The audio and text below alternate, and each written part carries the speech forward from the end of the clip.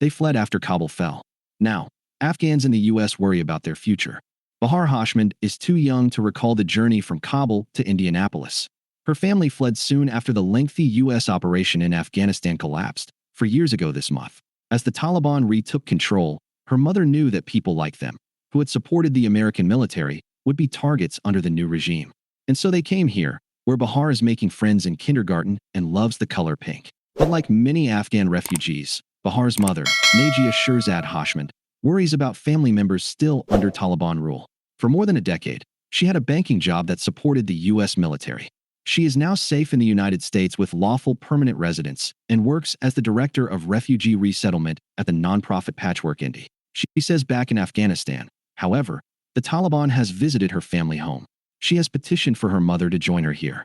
Like other Afghans in the U.S., she is still hoping to reunite with family members. Yet many in her position worry the chances for that are increasingly slim. Even as advocates on both sides of the aisle continue to push the American government to help those Afghans who assisted the U.S. effort, the Trump administration's shift in immigration priorities from humanitarian assistance to removal has ended or dramatically narrowed pathways into the U.S.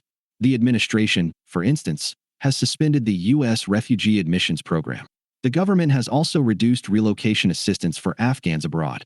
An Indiana military base that once housed the Hashmand family and some 7,600 other Afghans evacuated by the U.S. may soon be used to detain immigrants. There's a lot of uncertainty about what's going to happen, says Bahar Jalali, assistant teaching professor of history at Loyola University, Maryland, with a focus on Afghanistan.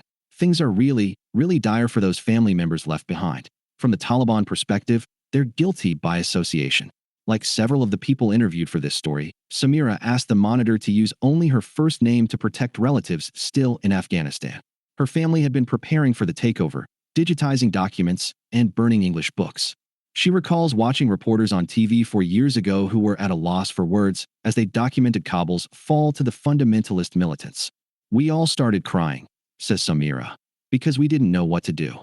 As a college student, Samira says she was drawn to work for the U.S. because she expected her employer to respect her ethnic identity as a Hazara, a group that has faced discrimination and attacks in Afghanistan. Now, she says former colleagues in Afghanistan have been imprisoned and tortured by the Taliban, targeted for their American affiliations. After fleeing Afghanistan and waiting in Albania with her teenage sister for almost 2 years, Samira entered the U.S. in 2023 with a special immigrant visa. Based in Boston, she now has a green card. Here, she is allowed to work and her sister can attend school. Still, the sacrifice of her parents, who remain in Afghanistan, weighs on her. She's been trying to bring them over through a family reunification petition. "I kind of need to save them and also give them their family back," she says. Many advocates believe that the U.S. has both a moral and strategic obligation to facilitate these reunifications. Even if an opportunity to come to the U.S. wasn't an explicit part of government contracts with Afghans, there was an expectation that allies and their families would be protected, says Andrew Sullivan, an Afghanistan veteran and executive director of No One Left Behind, a nonprofit that helps relocate Afghan allies to the U.S.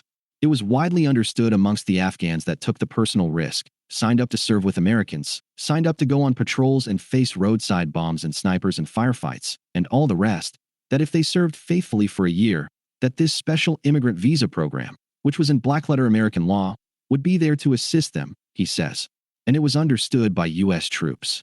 He says the country hasn't done enough to honor those promises, but doesn't lay blame at the feet of any one administration, he says. Congressional inaction has also played a role.